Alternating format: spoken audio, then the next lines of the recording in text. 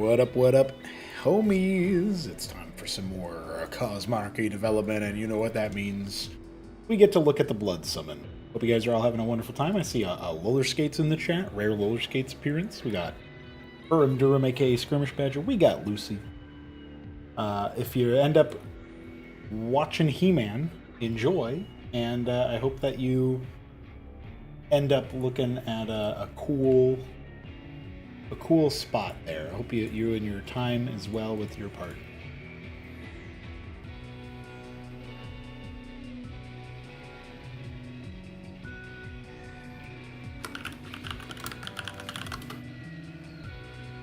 Yeah, that is an easy solution. I never really considered that, but it is something you can do.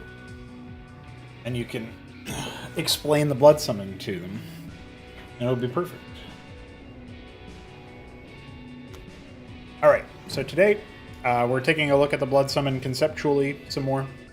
I will give you guys some updates as to what I've done earlier today before going into shift work. I actually just got back from shift work, so putting in an extra little bit of time here. We'll probably go for, I'm going to say, an hour and 15 minutes or so. I'm going to try to pop off here a little bit before 11 o'clock my time so I can have dinner and get to bed. And then do it all again tomorrow, minus the shift work. Tomorrow is going to be some other stuff. But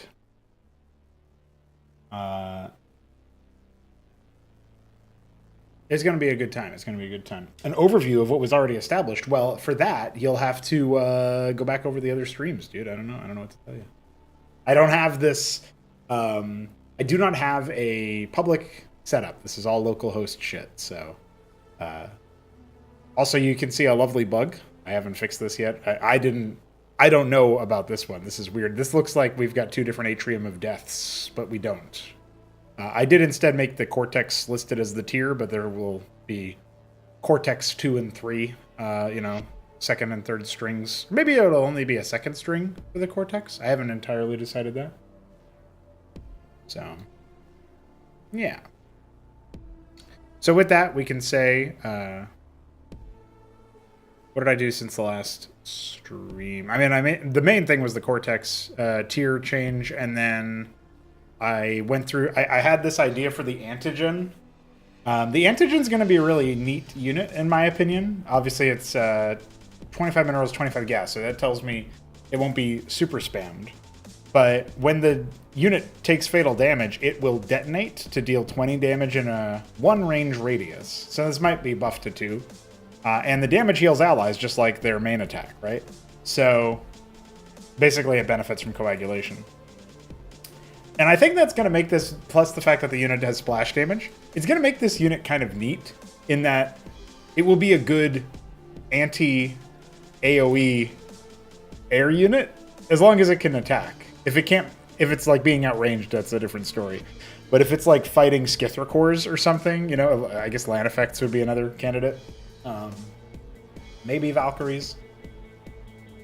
As long as they're not like super clumped, but they're still relatively clumped, you're probably going to get pretty reasonable healing from the antigen just attacking. And then when one of them dies, it'll heal all the other ones. And so if they're not taking uniform splash damage so they all die at once, there's going to be a pretty neat interplay there. Now, it might just be like combat slop soup to the point where it's like it's hard actually for that little quirk to imagine.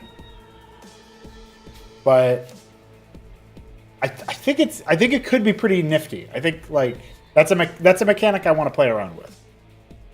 No, it's fucking butter. No, it's in the air, dude.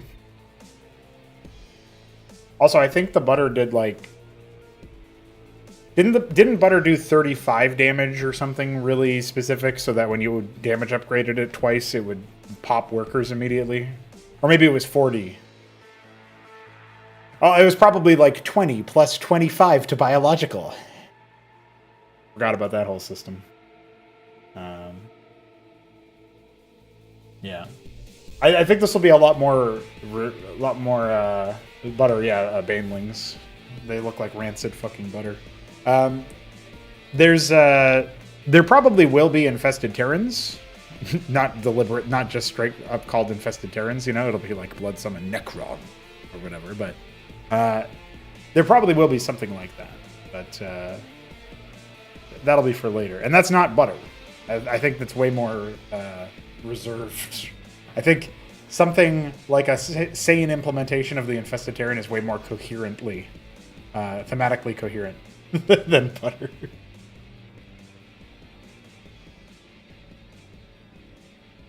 The thing I always hated about butter was the fact that you just kill them and they do damage anyway. Well, that's funny because if you're, I don't know if you know this inside baseball, Skates, but Necron made it so that Infested Terrans always did damage when they died, just like butter. And I don't know if he made it so that they deal like a reduced amount of damage. I imagine he probably couldn't control that very well, unless he like cloned the. You don't have like GPTP and remastered, right? So I don't know how he did that exactly, but that's pretty good. But yeah, I haven't decided exactly how it's going to happen. You were asking about the pupil range. So the pupil has, over the course of attacking, this combatant gains up to 5 increased vision range. So it's basically like, this bonus will cool off after 2 seconds or whatever, but it gets increased range, sight range. Now, the pupil will be a different kind of implementation detail. So like, I can tell you a thing I specifically thought about when I was coming up with that ability was imagining you were besieging the natural, and there's like some structures over here, right? Like a structure. There's like some shit in the wall or whatever, right? And then you're like attacking with the pupil, like you put it right here and attack, and it's out of enemy range, but you get to like see what's behind the line without having to bring like an air scout or something. That's probably the most time you're going to find an impact there. But the other unit that has this is the Bivouac, which is a structure that is temporarily placed. So it times out, but its timed life of 15 seconds resets after it takes damage. And it also has this, and it is a detector. So that's where you can maybe see, oh yeah, obviously I would want like increasing range, detection range, right? I don't know how commonly impactful such a thing will be. Obviously, the major point of this passive is to make it so that the corpse consumption, eats them for thrombocytes, which are the basic torrential unit that can be burst for a pulse that heals allies.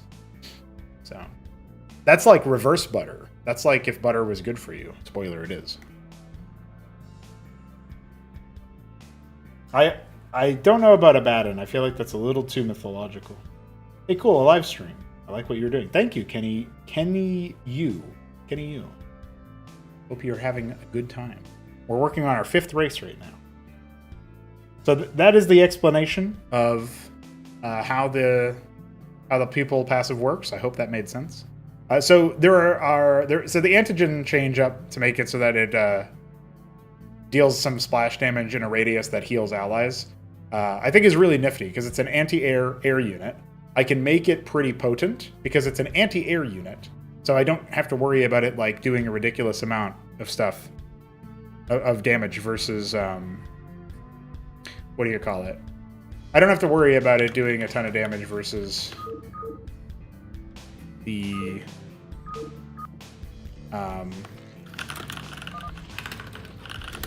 like ground units or whatever. But if you imagine these are not Screamer cores, aka Scourge, if you imagine these are antigens for a moment, like imagine I'm just sitting here watching your mineral line on top of your workers with antigens.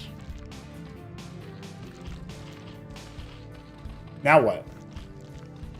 You gonna kill my unit? Obviously, I'd have to stack like I'd have to stack a lot of them on top of the unit, right? And they won't quite work like this. Screw cores have different AI because they're melee air.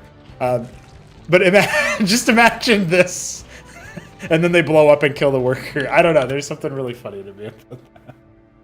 Bivouac's being attacked by 2 thrombocytes and a Maverick. Yeah, I guess it has to take damage, right? So it probably wouldn't count on the thrombocyte heal. All right, the other thing that I came up with that is way cooler than anything else I was mentioning. The antibody, when you hit tier 2, not tier 2. When you hit Atrium of Sin, which is like your tier 2 within tier 1. I don't know how I'm going to call that yet. I haven't come up with a good term yet. Can morph into the Innocuous. And the Innocuous only costs gas in a short amount of time. And you might be like, well, Pernigo, there's not really a huge change between these two things, right? What's the difference? Well, you may have noticed that the tags are different. And that's because the Innocuous is a unit. So you can turn your antibody static defense structure into a unit that walks around and deals damage. So, like, I guess the other example would be like if spine crawlers could attack while walking around in StarCraft 2 Zerg. That's kind of what we're going at here. It's not an uproot, and you can't reroute. It's just straight up, I spend money to turn it into a unit. I think that's pretty cool. I think that's going to be a pretty cool thematic for the Bloodsummon. So expect. There's an actual unit called the Bivouac. It's a structure. Yeah, you build it off of the dredge, and it times out over time. So I think that's really cool. I think like the mobile static defense option represents a really nifty choice. I might make it so that the Innocuous can't attack air. I'm not entirely sure yet. As of right now, it just retains the same weapon and characteristics of the antibody. I haven't even changed like its durability. I guess I gave it bonus armor. I don't know if I'll do that. I'll probably take that off. But otherwise, it's an exact clone. So.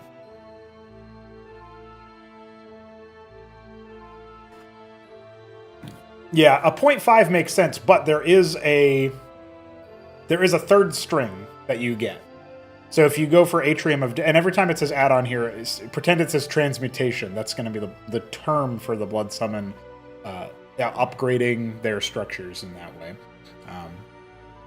And they're not like add-ons in the Terran way either. So that's just like the code only... The code has assumptions based on the races that exist right now.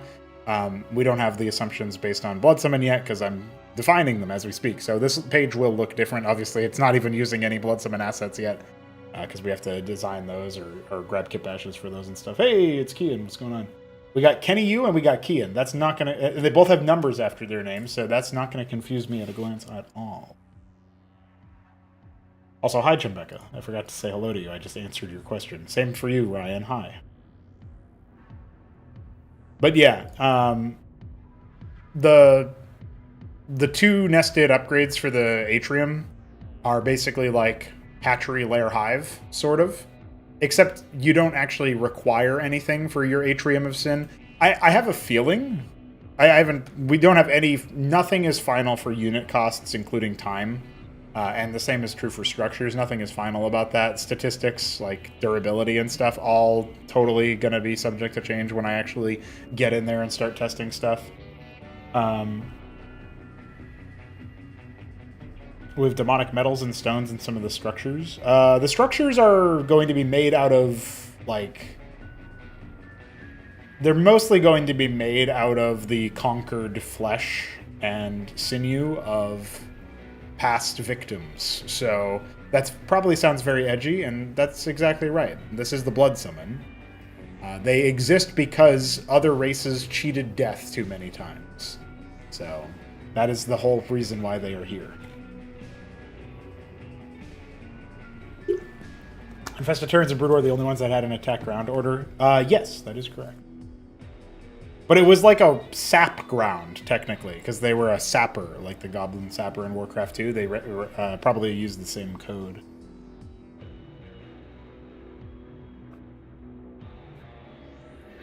So internally it's called sap ground. As well as sap unit. Their attack unit order is different as well. Specialists so far. So the specialists so far, the most notable one is definitely the Sanguinary. I forgot I actually made some changes to the Sanguinary. I'll have to show that. So we've got the Grave Watch, which is when you double upgrade your Atrium, you'll get access to the Grave Watch. And it has a target site ritual consumption that consumes all corpses of 3 range, within 3 range of the target site, and consumes them to spawn thrombocytes. And for each thrombocyte spawned, allies within the Grave Watch's vision range are instantly healed for 10 health. This is going to be a particularly interesting ability to try to figure out details about, because there's a 2-second ritual time, but you imagine that's going to scale with number of corpses, right? So I think that's going to be pretty interesting. I think it will be pretty powerful, but that being said, obviously it's going to be situationally countered by like general corpse consumption mechanics and abilities and stuff. I also think that you're probably going to see maybe just a little bit less. I think like if I play my cards right, the Bloodsummon will probably end up using a heavier amount of spammable units against some of the races that have a smaller number of units, like Protoss or Kogri eventually, or Terran even, like if Terran are going mech. And that will give you a nice amount of corpses to choose from. Corpses are going to be an interesting resource for the Bloodsummon. They have a few things. However, that's also because they have a grave mass, which is sort of like the graveyard in Undead Warcraft 3, except it works by different rules. So every 15 seconds, the grave mass will summon a worker, the Aqui, the Harvester, and just slay it on the spot. And so this is a fresh corpse supply. This used to just be called corpse supply as the like structured definition or whatever. Like the Grave Watch is a necrosis specialist. The Grave Mass is now considered an omen because we have another omen that I'll show in a moment.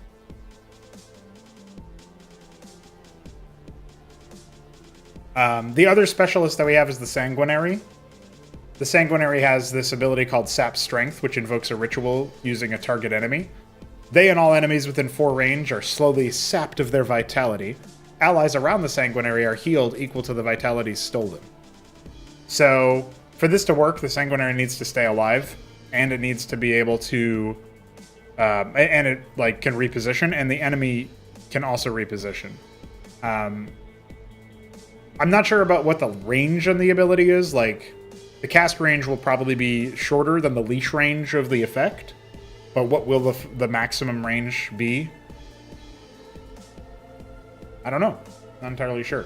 But the cool thing about the Sanguinary is that I've decided that it's going to be our first deified unit. Possible to be deified.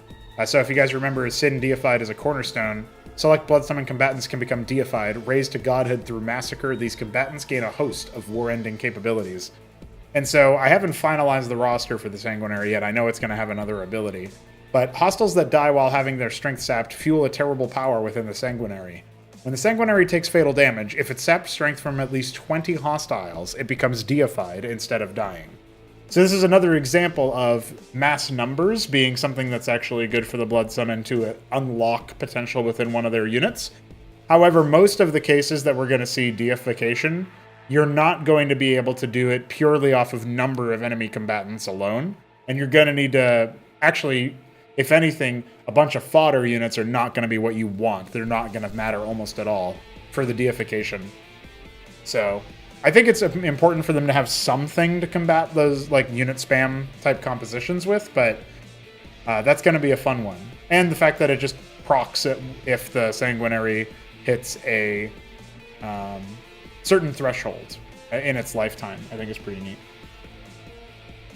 A Hemomancer. Will Bloodsummon have a counter anti-revive reclaim skill? Yes, the Cavity... Oh yeah, Kian was interested in this earlier. So the Cavity has an ability called Bone Hollow. This is the other caster that we have. Where the Cavity attaches to a target enemy, roots them in place, and obviously the Cavity itself. Over the course of 10 seconds or until the enemy is destroyed, their vitality is drained and used to heal the Cavity's allies within 8 range. At the end of this ritual, the enemy is spirit broken and serves the Cavity's owner until its next demise. And I think in that kind of situation, what you're getting is the Cavity can attach to a target enemy. It probably will have to be a target ground enemy, because the Cavity is a ground unit, but I'm not entirely sure yet. And basically, after 10 seconds, if the Cavity is still alive at the end of that, they will spirit break the enemy. and that spirit break will be a mind control. And when the unit is then takes fatal damage when spirit broken, I'm not entirely sure what will happen. Should they get the unit back on that at that time? Should they get the unit back but it has timed life? Should they get the unit back, it becomes unstable and will explode, but they can still control it, so they can kind of turn it against the Bloodsummon in that moment?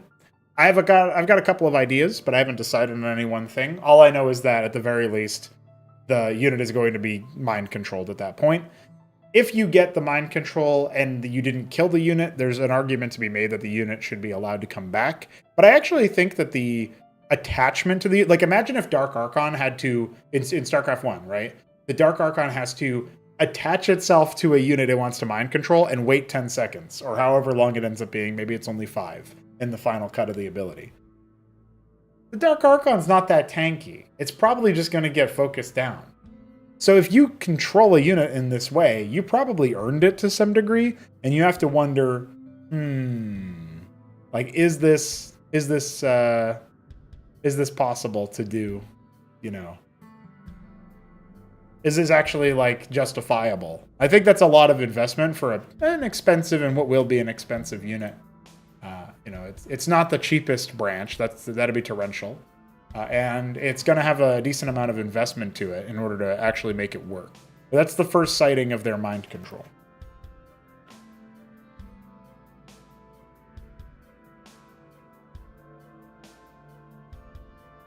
Is Deified essentially leveling a unit up like Veterancy? It's more like... it's not going to be so automatic. Like, the Deified Sanguinary may have statistical changes that would be in keeping of a veteran-level version of the unit.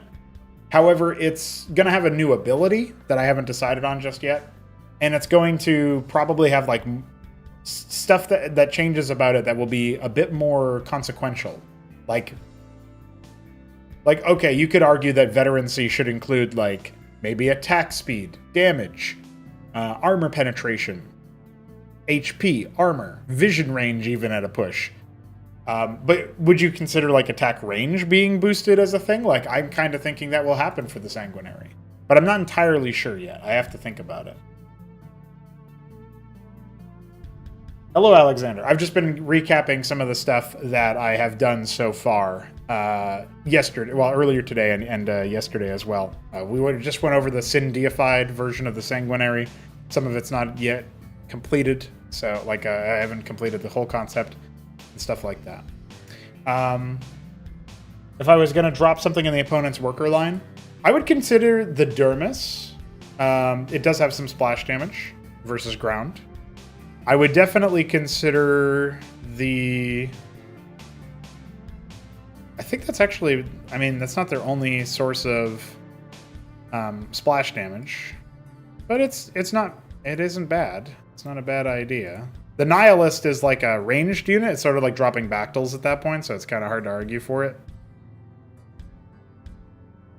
Funnily enough, you might get to a point where Sanguinary drops make sense to make them Deified, because they can sap strength on a worker, and it will sap strength from a bunch of units at once.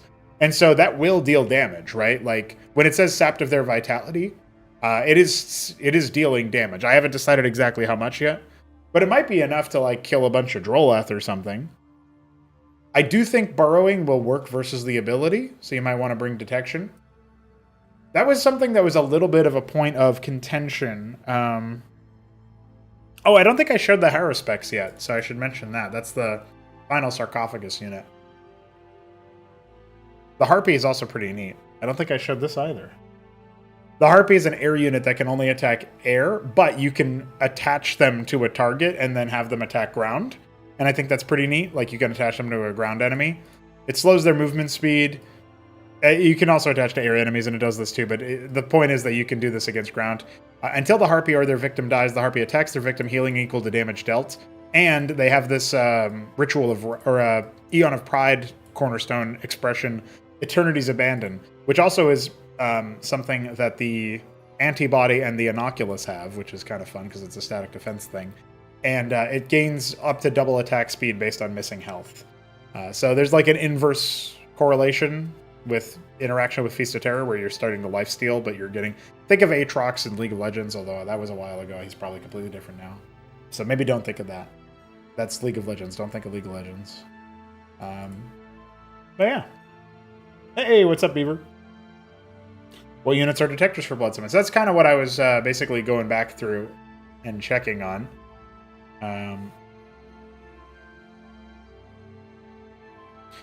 The Grave Watch is a detector, and that's a flying guy.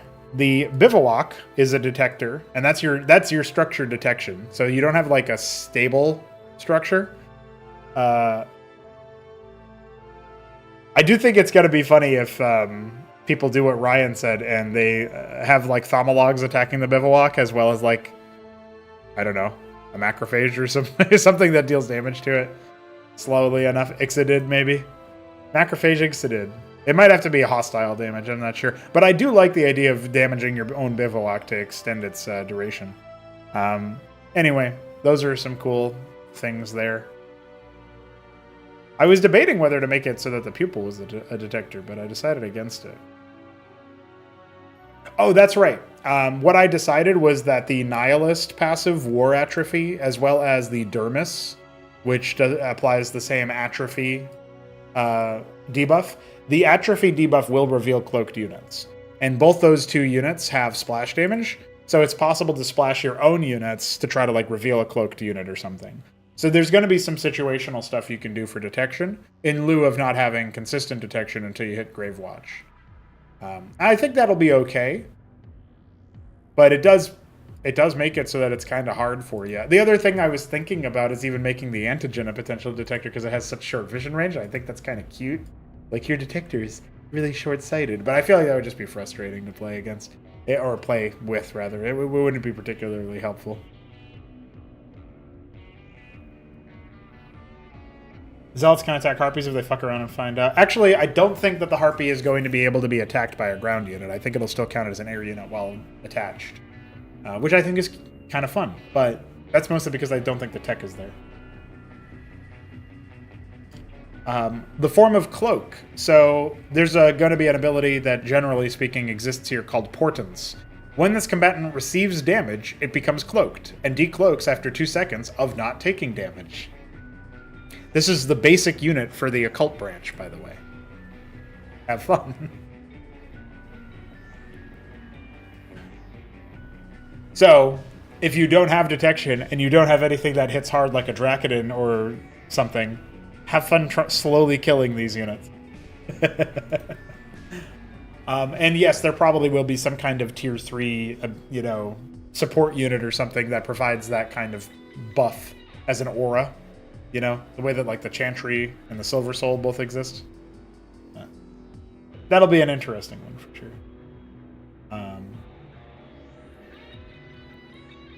All that said, I think the most exciting unit, the most exciting structure, but also unit that I've done work on recently. Well, first I'll show you the Haruspex, which is not that. The Haruspex has a single target attack with good range. It's an air unit. It'll be fairly... It's got the Enbor attack icon, so you know it'll be fairly slow. Cadaverous Insight. Victims of the Haruspex become beacons of pain upon death, increasing the damage taken by their allies. For every transmuted corpse, damage taken is increased by 2. So, the Haruspex pops a few enemy units, and those beacons of pain, which can take damage, probably, unless I decide that they're just going to time out after a certain amount of time, start to make it so that damage is magnified. So that's the kind of shit you're going to have to watch out for. And again, that requires the Atrium of Death, which requires the Atrium of Sin, which currently doesn't have a requirement, and I think that'll be fun in team games, just trying to rush up to Death Atrium and then moving on. But yeah, that's going to be a fun one. Hey, Zibit. Everything you see here in Tier 1, I hope to implement by December of this year. And they will be released in December of this year as well. I will also hope to implement the Tier 2 infrastructure, at least some of it, and have concepts for more of that already set to go. Atrium of purple-green. Atrium of void.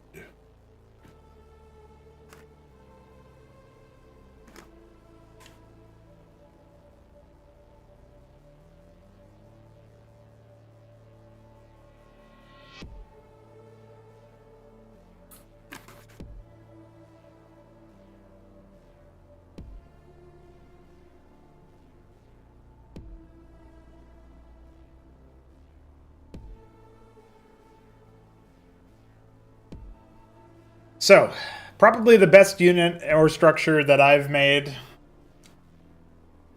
is the Grimoire. Necromastery. The Grimoire can pay host to a single allied combatant. When other combatants of the same type die, a new one begins training at the Grimoire, free of cost.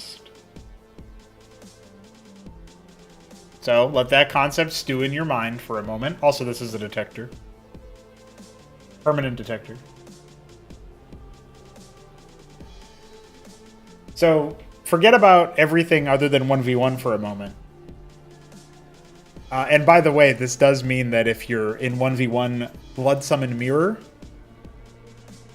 you can put, say, Pyrodin in, you know, at one of the expensive units, right, into the Grimoire, and you can kill a Hyrodin from your opponent, and you will get a Hyrodin for free starting to queue up, because it doesn't care if it's an allied death. It only cares that it was a death. Now, imagine team games. And you got a Zerg on the other team, and a Zerg on your team. And you put a fucking Ultra Core in that Grimoire.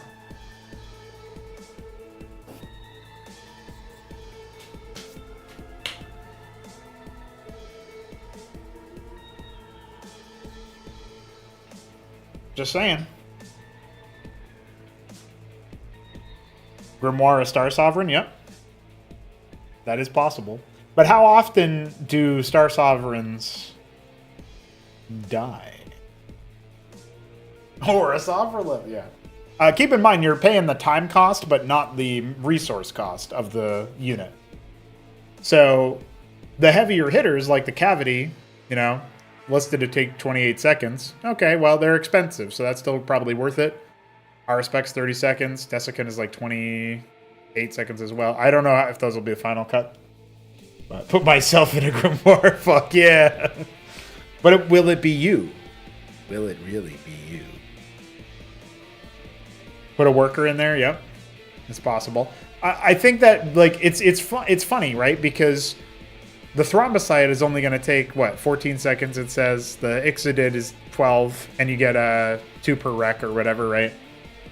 Is it any Bloodsummon unit? Or it's any unit that gets garrisoned into the structure. So that you only have allied units eligible for that.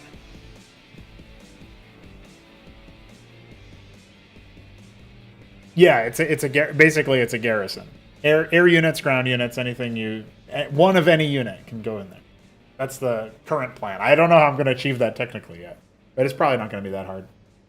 Yeah, an ally garrison works. That's why I said, like, if you got a Zerg Ultra Core from your ally, and there's a Zerg on the other team going Ultra Core, put that thing in your Bloodsummon ally's Grimoire, you know? Like, my current plan is to make it so that, like, originally my plan was that any time the Ultra Core, my original plan was that the player who lost the unit is going to be the one who gets the unit back when it's trained. So your Grimoires would be training your allies' Ultra Cores. But then I was like, actually, it shouldn't be limited to allied deaths. It should count enemy deaths too, because that's very thematic for the Bloodsummon. And so I think, it's probably just appropriate then that the Bloodsummon player gets it. And that does mean that you can race share pretty quickly in team games, which I'm aware of. The Bloodsummon player could very quickly, get like a Terran player to throw a Mason or a Talos in there, and then raid an enemy Terran or kill his ally's Mason or whatever, have his allied Mason sacrificed. And then there you go. You get yourself a Mason training, and it's for the Bloodsummon player. I don't think that's a reason That doesn't sound like a problem to me, honestly. That sounds like a feature and not a bug.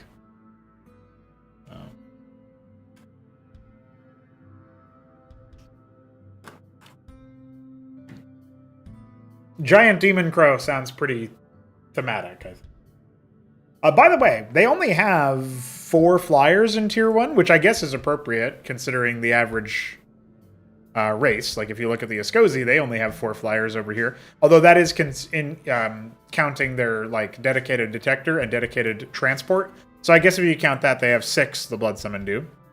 If you look at Protoss, they've got 5, plus the Envoy Witness, Artisan, so... And then you look at Terran, it's like Talos, and then 4, but one of them's the transport, so... I guess actually, the more I think about it, the Bloodsummon probably have the most versatile air. Zerg obviously are like, if you think about it, they've got the Nathrkor, the Calcalisk, the Skith, the Vith, the Gorg, the Zark, and then Avaleth. So they actually have 7, which is the most. But Bloodsummon have the Vessel, the Grave Watch, and then they have the Antigen from the Torrential branch, the Leper from the Pustulant branch, the Harpy, and the Haruspex from the Occult branch. So that's what they've got going on. The Vessel is their dropship. It has the same passive as the Worker, which increases their movement speed when they're isolated. They have no other units within 3 range. So think about how like Terran units have Proximity Cloak, right? The Eidolon or whatever. Proximity Cloak is given to you, you have Proximity Cloak. It's like within the range that would affect Proximity Cloak, the unit will reduce its movement speed.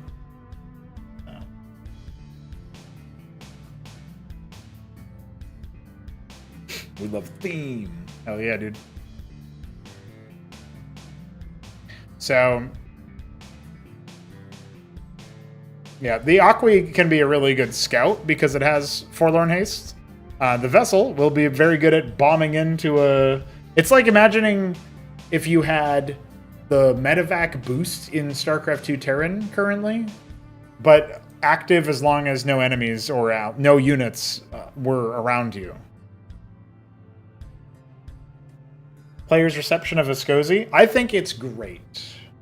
Even the ones that are negative, I think it's great. I think it's wonderful that people have opinions about the Escozi.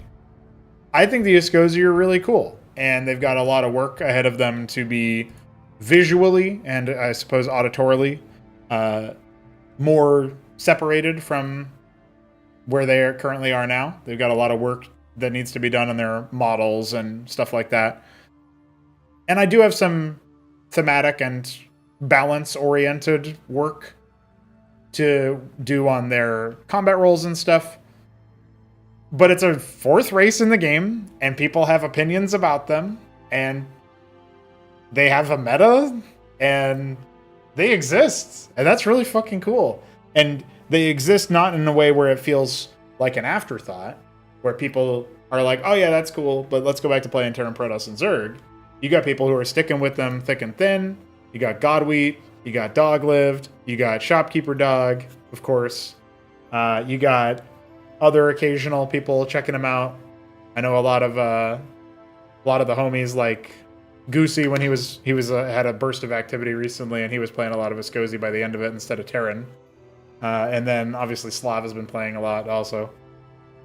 I like it. Pass over at the Escozi units. Your set of passives at Tier 1, I just kind of use the same set of them. Oh, yeah. That's not even the main thing that I was thinking of with them, but it is broadly correct that the units that have the most pointiness conceptually after Tier 1 are seldom used. I mean, even in Tier 1, I guess a lot of the units that have pointiness, which means like they're isolated a little bit. Like, I'll show it to you this way. You see how there's like a list of Bloodsummon prefixed abilities in the Bloodsummon abilities folder? So you got, what, 1, 2, 3, 4, 5, 6, 7, 8. These are passives that I'm expecting will echo throughout the tech tree. And if we look at Escozi have more than that. And some of these are active abilities as well. But they've got what? 1, 2, 3, 4, 5, 6, 7, 8, 9, 10, 11, 12, 13, 14, 15, 16, 17, 18, 19, 20, 21, 22, and 23. So they have 23 passives that are not planned or currently are not unique. They are meant to echo. I think if you compared that amount to the other races, 1, 2, 3, 4, 5, 6, 7, 8, 9, 10, 11, 12, 13, 14, 15. So you got 22 from the Protoss, though that is a more developed race with more time to sort of like cook in that way. And then for Terrans, we got 1, 2, 3, 4, 5, 6, 7, 8, 9, 10, 11, 12, 13, 14, 15, 16, 17, 18. Yeah, there's 18 for Terran. I discounted one of them because it's marked as like unimplemented, which is just for when it needed the unimplemented tag. And then of course Zerg have their own set. It looks like Zerg have a good number. So it might not. That might actually be like. Obviously, the Bloodsummon roster isn't complete, so I'm not really judging it on that. But I think what's probably true is that a lot of these passives are pretty potent, and the Ascozi do use them like as a they lean on them, and they do a lot of things. That's actually the main thing I would say. Mimicry does a lot of things. Like impact dissipation does a lot of things. It's like movement speed and healing, right? It's like that's a lot. Obviously, prevarication is even more because it's also attack speed.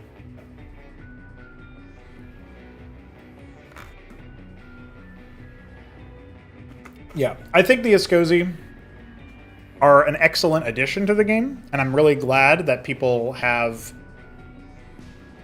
most people have responded to them in a way that feels like whether it's a positive or negative impression that they have with them, like Hit 'em Up doesn't like them. Shopkeeper Dog doesn't like Ascozi Mirror.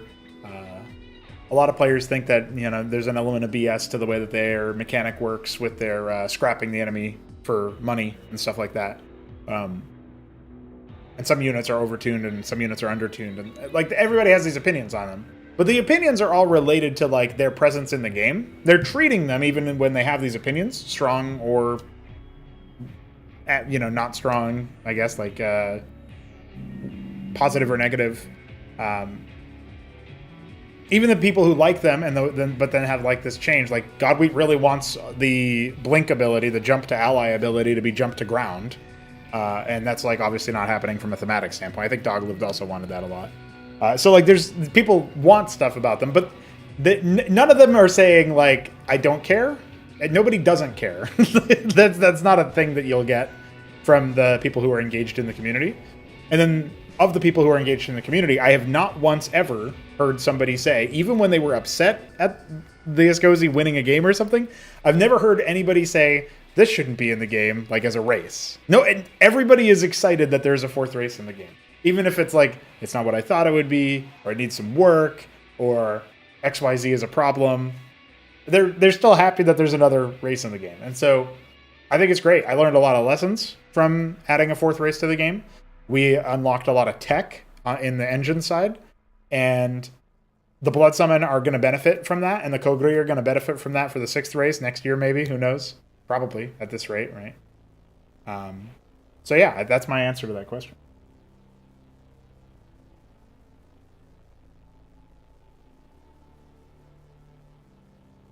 Hey, it's Hit 'em Up, the man himself.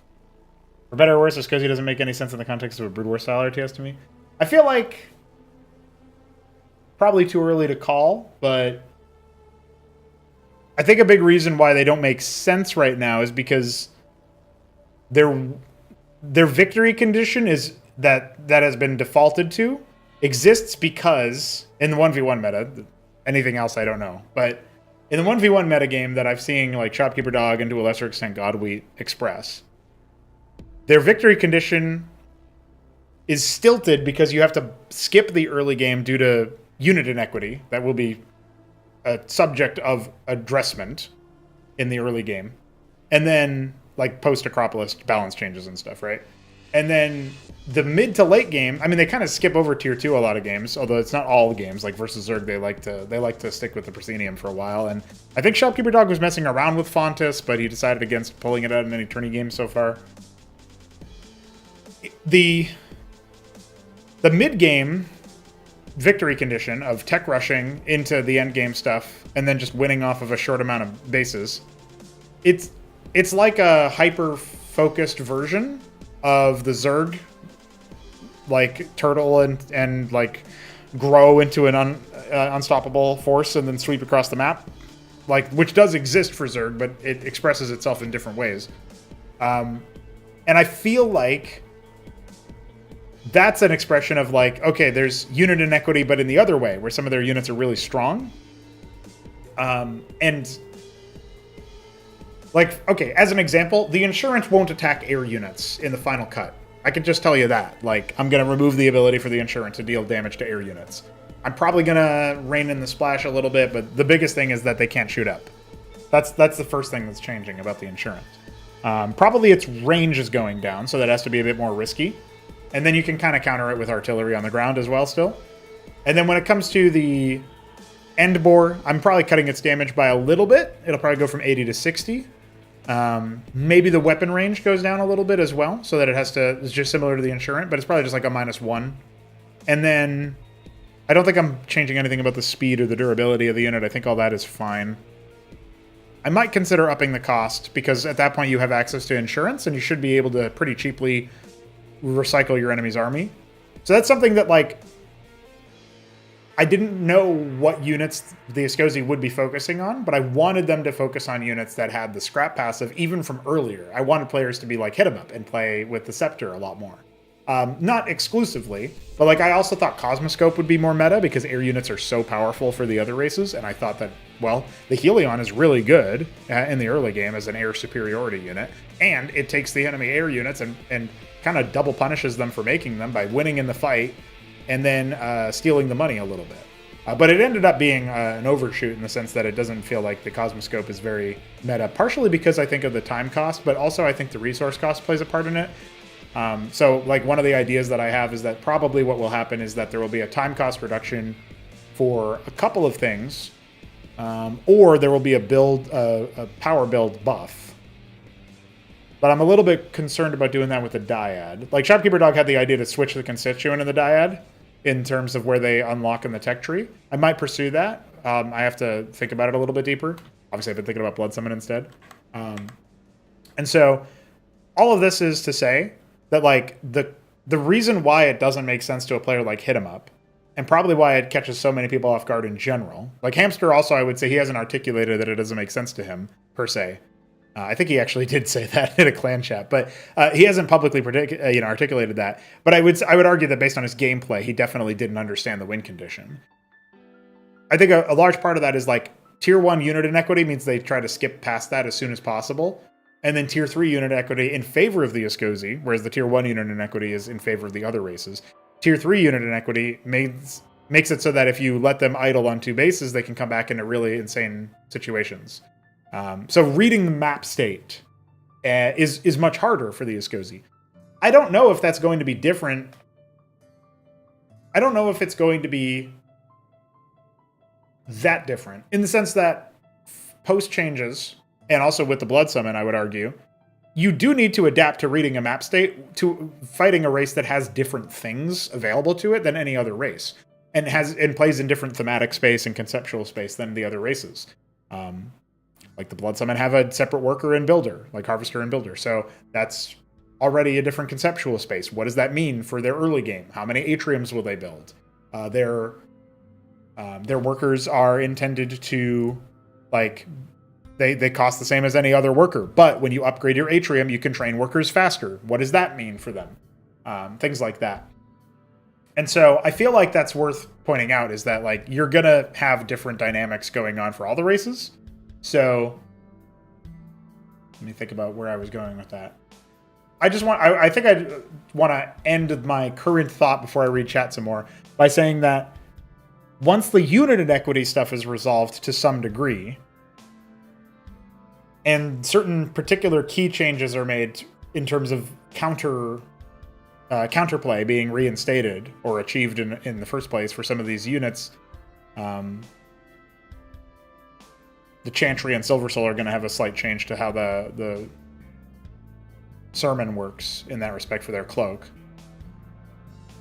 These are all things that I'm considering as changes that are going to be pretty important for figuring out where these Skozi actually fall down in the pecking order.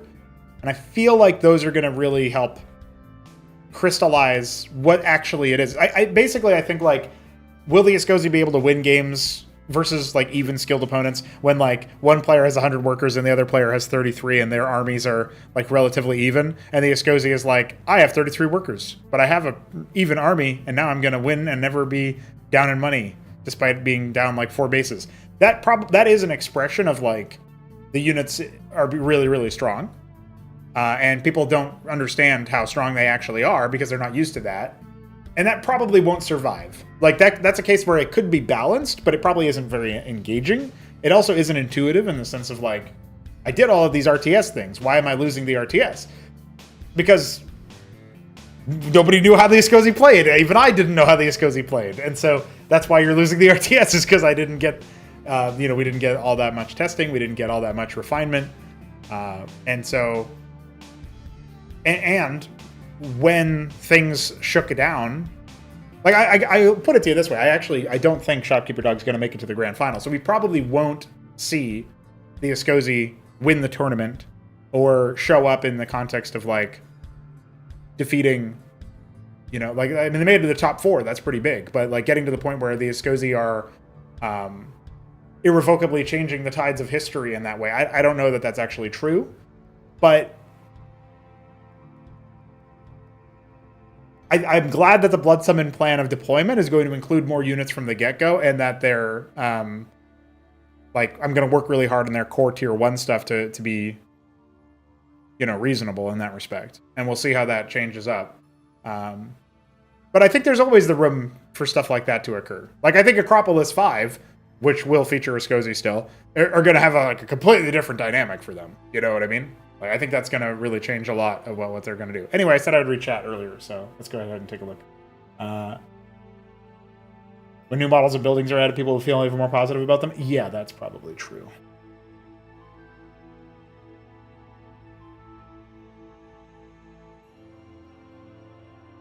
Stay solo eco all the time. Oh, hey, Dog is here. It's the nature of how their tech tree is set up. You'll always be really close to tier 3 by the time your tools are complete. You're always incentivized to get it. Luck user. As long as you get blink, you're never getting blink, Godwheat, sorry. Not really sorry. Except there's 1 armor pen. Well, I have to take away their armor pen on embed first. Town halls be upgrade only like Zerg, or can you upgrade or build direct? I don't know what that means, Kian. Oh, actually, there is going to be an advanced worker that can build the second string. So, like, the Marrow Moor and the Colony and the Hollow Altar and the Atrium of Sin. So maybe that does answer your question. I don't think there will be a third string worker that can build the third one directly, because there won't be third strings all the way down. I think there will only be second strings in tier 2 and tier 3.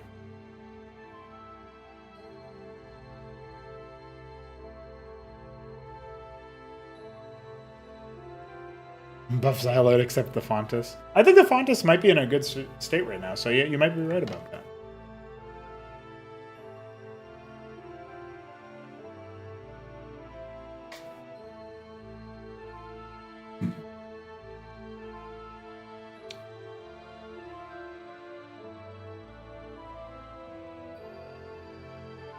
How do I think the macro will work? Each building evolves into the next tier, so you need to make a lot of buildings. Well, it's a little bit... I think it's... The major thing is that with your dredge, you're going to want more than one dredge, for sure. But there is a question of how many you actually want.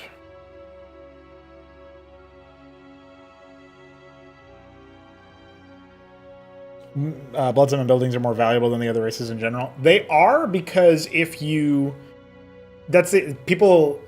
This is, I think, a credit to the success of the concept of something like regression, where everybody is so used to the Zerg regression mechanic So when you see a structure upgrading, you're like, yeah, well, I take my skin shed, turn it into a Marrow Moor, then my Marrow Moor dies, I get my skin shed.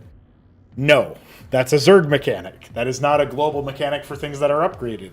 So when you see the when you see like an Atrium of Death that unlocks tier 2 and provides with it a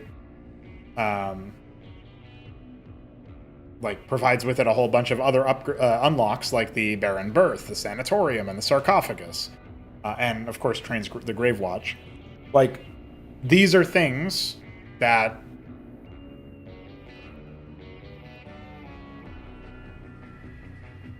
these are things that are the one of the major looks when you look at it is like, oh shit, I got my Atrium of Death, I'm gonna snipe that shit up, and then you gotta remake another Atrium, right? Now there's some incentive to upgrade multiple Atriums, because when you upgrade to Atrium of Sin, you can train Aqui and Dredge faster than you could before. So I did the math earlier. Yeah, so your worker training time goes down to 10.5 seconds when you upgrade to Atrium of Sin. And that's for your Harvester, right? The Dredge I haven't decided on. Right now it says 15 seconds. It'll probably be more expensive than that. Dyad? Yeah, you spelled it correctly. Would Bloodsummon be more macro-oriented?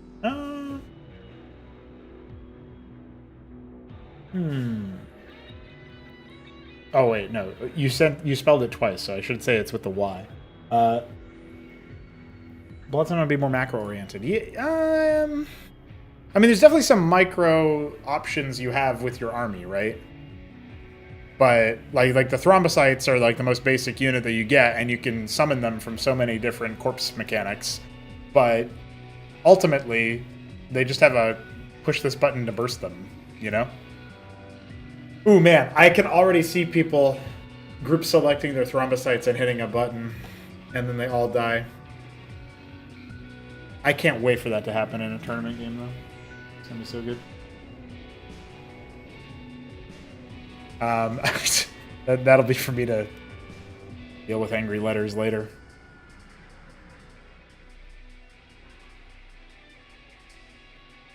Production buildings, therefore, will be relatively cheap. I mean, the base tier will be. Like, it's already planned to be 100 minerals instead of the 150 of a stockade or something. Although the Fomite and the Cenotaph are like in their own similar way. So we'll see about that. But yeah, the basic level will be fairly cheap. Like the basic level of the Atrium will be cheaper than Nexus or a Ministry. But I'm not sure about the durability. I think unlike the Escozi, they're going to have more durable structures in general. Their static defense is more potent because you have the worker economy in the state that it's in. That means that you need to consider that. Like, you can't have... Like, you got to build dredges to make your stuff work properly, so... I wonder, actually, if dredges are 100 minerals... Could you worker rush somebody as the Bloodsummon and spend your first purchase on a second dredge? Because that's something I'm going to have to consider. I don't know. Because obviously the dredge will have that armor boost and attack speed increase for 5 seconds anytime there's a death. They're going to deal a whopping 10 damage per second. The Aqui also heals allies when it attacks, so you can just be attacking your dredge. You can basically have hero unit movement. I don't know. It's a good thing the Kogri can just, like, the Kogri worker can pick units up and throw them, so that's going to be very fun. Their production buildings, therefore, will be rotated. I don't know what you meant by why would they die. I just meant, like, you're going to need multiple dredges to build stuff, so you're not going to want to live off of one dredge for a long time. It's probably going to be, like, as long as you can get away with, but you're not going to want to live off of only one dredge for a long time, so you're going to need to figure out when in your build order do you build a second, constructor. Probably what we're going to see is Bloodsummon will have less worker count than is typical for most races. They start with one less Harvester in the early game, which is already significant. They're going to presumably have a lower harvester count than the other races, besides Zerg, in the early stages of the game. Maybe besides the Skozi too, but certainly the like Terran and Protoss. And then I agree with Chembeka. That's pretty good. Yeah, I think looking at it from that in that kind of way gives you the ability to see that, like, okay, their early tier stuff probably needs to be cheaper, and their later tier stuff needs to be a bit pricier because they have this method of spamming out the earlier tier. Well, I guess it's better to say their early tier units need to be cheaper, but more easily outscaled without help from later tech. And I think we're already achieving stuff like that with like the Hara specs unlocking more damage from the earlier tier stuff. Bloodsummon have some sort of building on building interaction. Protoss of Powerfields and Zerg have not creep. Yeah, they have creep. We call it Kagra, but if you call it creep, I don't think anybody's going to get too upset. I want to see. I am really confused about the.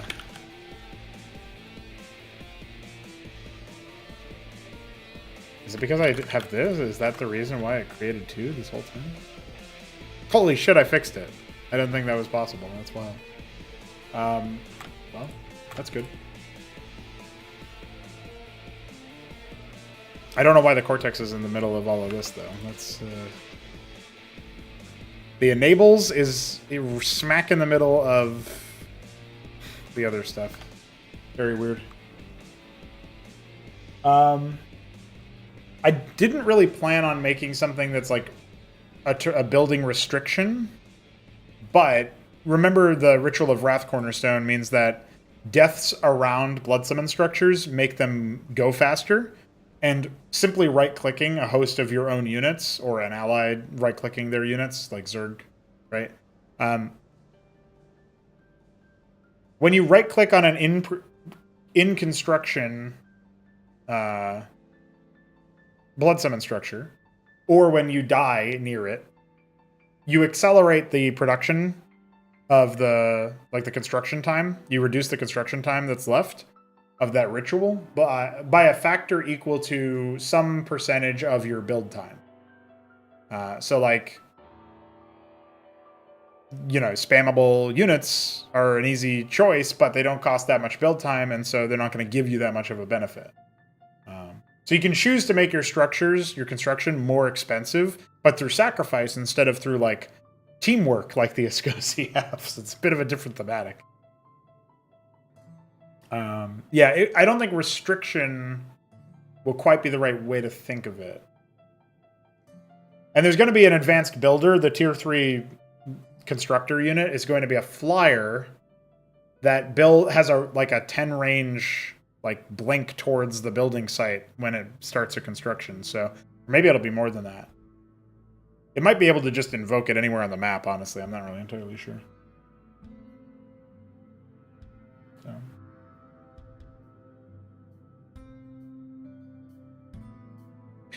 Anyway, we mostly did Q&A and stuff, and now instead of doing much on the concept work, but I think this helped like bring some stuff into focus.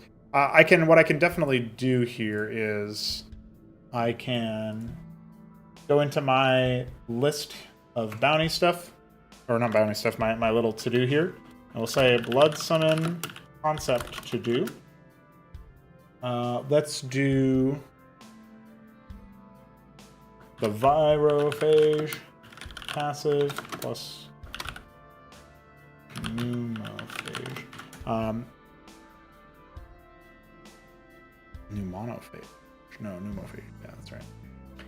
I also want to finalize the sanguinary deified sanguinary ability 2, and then plus stat changes, and then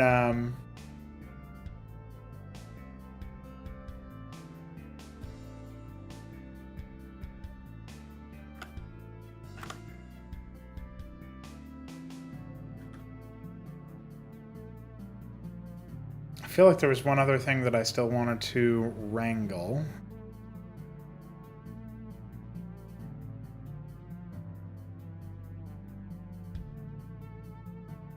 I guess we could just say, I mean, we've got our roster for tier 1 units. For structures, we got the gas extraction, the grave mass, the bivouac, antibody that can turn into the inoculus at Atrium of Sin. That's pretty nifty. Yeah, we might just start working on the other worker production. One thing I'm not completely blind to is that the Cortex, it'll probably need to be able to do something that's like... Well, the Atrium of Death is already going to be somewhat expensive to get to, I think. But maybe not supremely. The Cortex probably will need to be somewhat cheap by comparison to other tech nodes. But, like for tier 2 and stuff. Tech centers. But the thing that I'm thinking about here is that if the Cortex is the sole source of tier 2 workers, then the tier 2 worker is probably going to need to be cheap and easily mass-produced, like for harvesting or whatever. So, like, you might need to be able to spam them out a little bit. Or, I mean, I might have to basically assume that you have, like, one Cortex because of the cost, and still yet have it be the source of their advanced worker production. Probably instead, the logical solution here is to make it so that the Cortex is not a town center, but is instead well, I guess it could be a town center in the sense that it could be, you know, resources could be dropped off to it. But maybe it has some other benefit, some other aura or whatever, and you still can, and you make a separate thing that's like the Atrium, which works, provides the worker production in that way. That might be how I do it instead. So we'll say Cortex conceptual work plus other worker source. I think that's probably good. We'll probably have at least one more Bloodsummon concept stream in us where we can, you know, field questions, but also work on some of those things that I mentioned and start to fill in things about like the torrential, pustulant, and occult branches. I think really quickly I can go ahead and decide, or I should do this, right? I have to note the ossuary as a structure for the Bloodsummon. I'm really torn on whether or not I want it to be...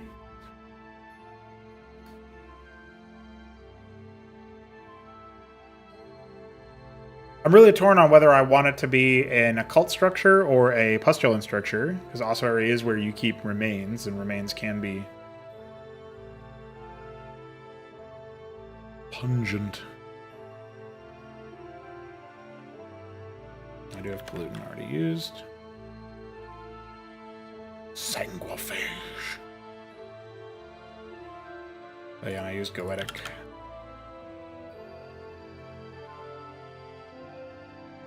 Oh yeah, this is a tier 2 infra unit for the... This was the infested geyser. I can't remember who even brought that. I'd have to like search the...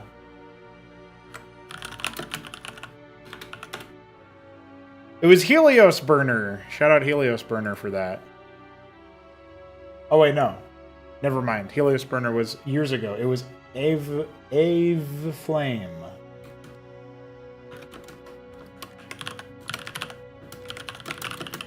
Okay.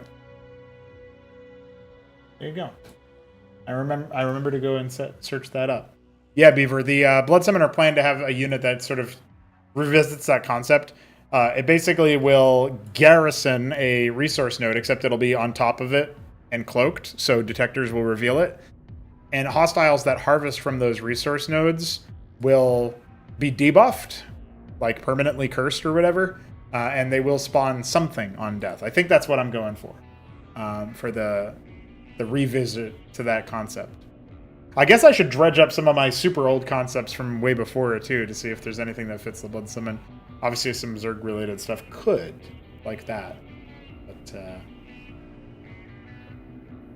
the Zerg one take damage? The Zerg one is like... It was something weird like the Infested Geyser, because this is back when you had to like cap the gas in order to do anything with it. So the Infested Geyser would curse the... Not curse, but like infest the structure. So imagine versus Terran, the infested reservoir or refinery back then. And it would just kill the worker silently, and nothing else would happen. But the Zerg player could push a button to release for every worker killed, it would give you broodlings, like 2 broodlings. And you could release them.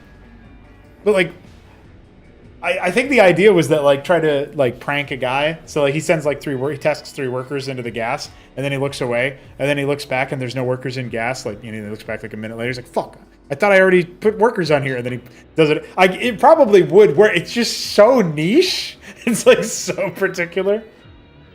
But yeah, definitely not. Yeah, absolute prank.